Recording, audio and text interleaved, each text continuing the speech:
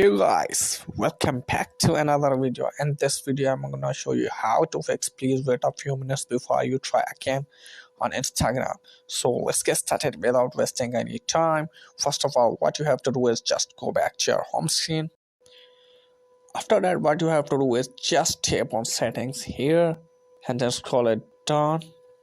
Here you can see app management, so tap here and then tap on app settings. And here search for the Instagram. Yep, here it is, so type here. And from here what you have to do is just clear cache and clear storage, and then go back to settings menu, and here you have to tap on SIM card and mobile network, and then tap on that SIM which you want to use for internet,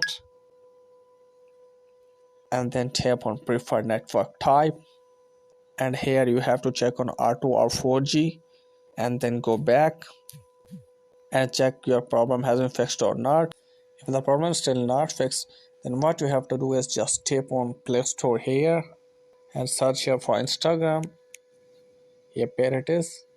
So guys, if any update available here, then up to date this one and check whether the problem has been fixed or not.